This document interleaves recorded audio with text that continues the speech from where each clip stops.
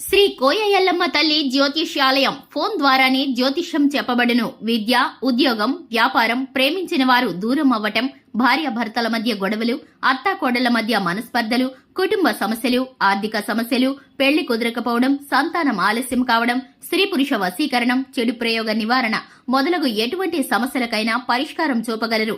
స్త్రీ పురుషులకు ఎటువంటి సమస్యలున్నా నమ్మకంతో కాల్ చేయండి. 9014339338. ఫిబ్రవరి 10 తర్వాత తులారాశి వారు వీటికి కటకటలాడుతారు. మధ్యాహ్నం 1:45 దాటాక ఒక వార్త అయితే వస్తుంది. అందరికీ నమస్కారం. ముందుగా ఛానల్ కి స్వాగతం. ఫిబ్రవరి 10 తర్వాత తులారాశి వారు ఏ విధమైన పరిస్థితులను ఎదుర్కోబోతున్నారో, ఏ విషయంలో ఇబ్బంది పడబోతున్నారో, అలాగే మధ్యాహ్నం 1:45 దాటాక వీరికి ఎటువంటి వార్త అందబోతుందో, దాని తాలూకా ఫలితాలు ఎలా ఉన్నాయో ఈ వీడియోలో పూర్తిగా తెలుసుకుందాం.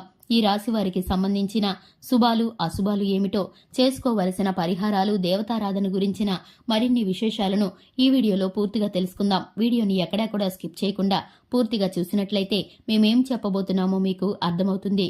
ఇక వివరాల్లోకి వెళ్లే ముందు మా చిన్న రిక్వెస్ట్ ఏంటంటే కనుక ఇంతవరకు ఛానల్ని సబ్స్క్రైబ్ చేసుకోకుండా ఉన్నట్లయితే వెంటనే ఛానల్ని సబ్స్క్రైబ్ చేసుకుని పక్కనే ఉన్న గంట సింబల్ మీద ఆల్ అనే ఆప్షన్ని క్లిక్ చేసినట్లయితే మేము చేసే ప్రతి వీడియో నోటిఫికేషన్ మీ వరకు చేరుతుంది.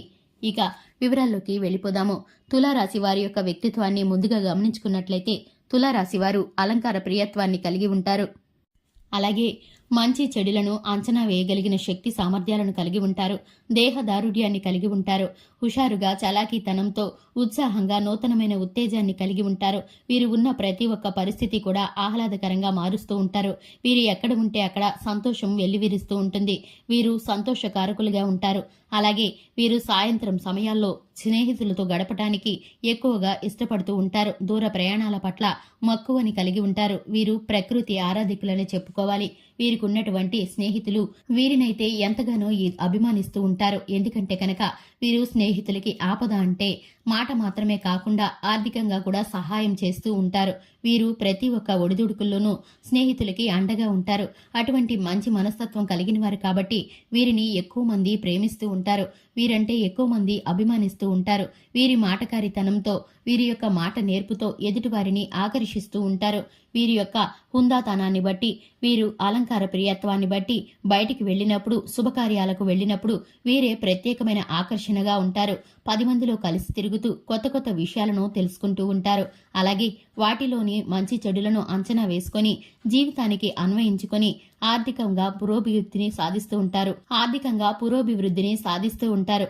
కుటుంబ బంధాల పట్ల విలువను కలిగి ఉంటారు. అలాగే జీవిత భాగస్వామి పట్ల నిబద్ధతని కలిగి ఉంటారు.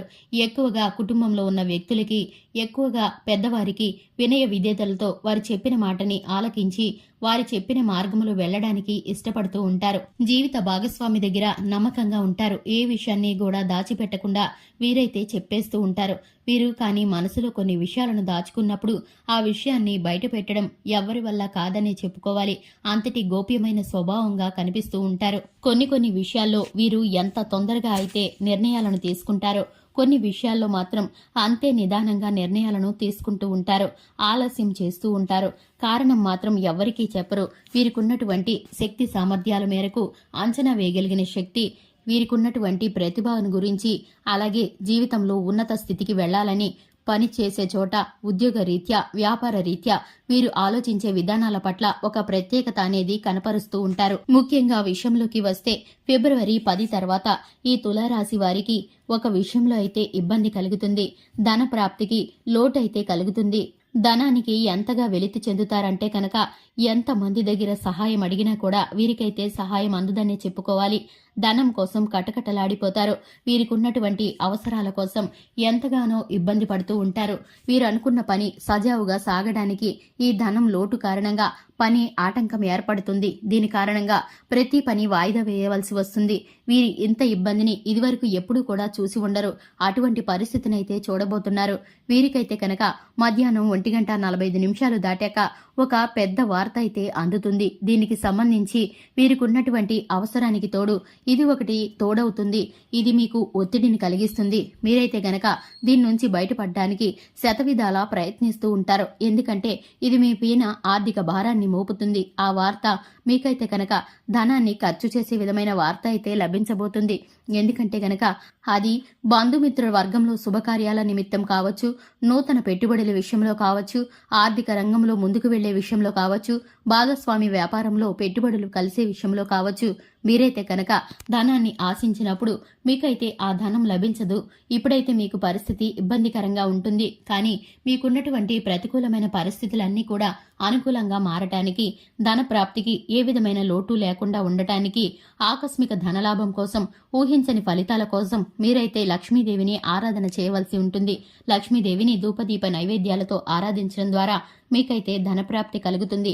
అలాగే జీవిత భాగస్వామి యొక్క గ్రహస్థితి కారణంగా మీకైతే లక్ష్మీదేవి యొక్క అనుగ్రహం కలగబోతుందని చెప్పుకోవాలి. మీకున్న గ్రహస్థితి కారణంగా మీకైతే ధనం లభించదు. కానీ మీ జీవిత భాగస్వామి యొక్క అదృష్టం మీకు తోడవుతుంది. మీరు అనుకున్నటువంటి ఫలితాన్ని, మీరు చివరగా విజయాన్ని పొందుకుంటారు. మొదట కష్టపడుతున్నా సరే చివరాఖరికి మీరైతే విజయాన్ని సొంతం చేసుకుంటారు. ఆకస్మిక ధనలాభంకు చేకూరుతుంది. కోర్టు వ్యవహారాల్లో మీ వైపే విజయం చేకూరుతుంది. ఇటు విధమైన ఫలితాలు మీకైతే ఆకస్మిక ధనప్రాప్తిని కలుగచేస్తాయి. అనుకున్న పని అనుకున్నట్లుగా పూర్తవుతుంది. ఆలస్యమైనా సరే పనిలో విజయాన్ని సాధిస్తారు. ఇటువంటి ఫలితాలు మీకైతే గోచరిస్తున్నాయి. ఇక ఈ రాశి వారు శివారాధనను తప్పనిసరిగా చేసుకోవాలి. నవగ్రహాలకు ప్రదక్షిణ చేయడం ద్వారా మీ గ్రహస్థితి మీకు అనుకూలంగా మారిపోతుంది. ప్రతి విధమైన ప్రతికూల పరిస్థితి అనుకూలంగా మార్చబడటానికి మీరైతే ఈ దేవతారాధనలు చేసుకోవడం ద్వారా చక్కటి ఫలితాలను పొందుకుంటారు. చూశారు కదండి, ఇది ఇవాల్టి వీడియో. వీడియో నచ్చితే కనుక లైక్ చేయండి, ఛానల్ని సబ్స్క్రైబ్ చేసుకోండి. Thanks for the watching.